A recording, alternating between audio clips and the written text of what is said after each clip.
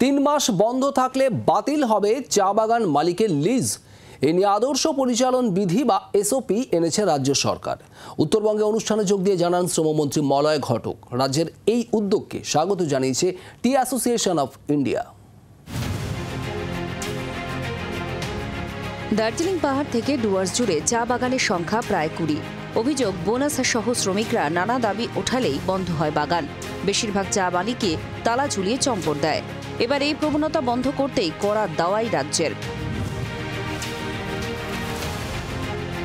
Standard operating procedure বা SOP এনেছে রাজ্য সরকার। তাতে বলা হয়েছে 3 মাস কোনো চা বাগান বন্ধ থাকলে বাগান মালিকের লিজ বাতিল করা হবে।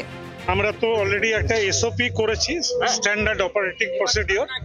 তাতে বলা আছে যদি কোনো চা বাগান 3 মাসের বেশি বন্ধ থাকে তাহলে সেই চা বাগানের লিজ আমরা এবারে ক্যান্সেল করে দিতে পারবো। এসওপিটা সবে মাত্র হয়েছে, এরপরে আমরা প্রসেসটা চলবে। চা বাগানের জমির লিজ বাতিল হলে সেই জমির মালিক হবে রাজ্য।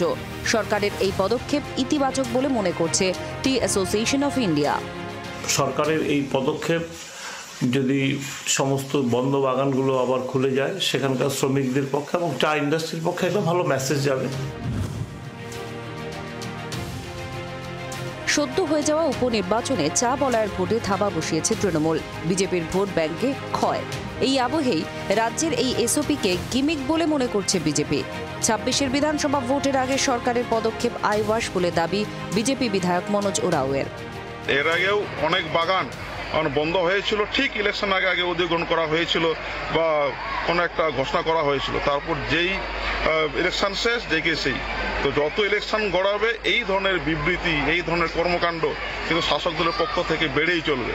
পুরোটাই আইওয়াশ এবং শ্রমিকদের বিভ্রান্ত করার একটা প্রচেষ্টা আর কি।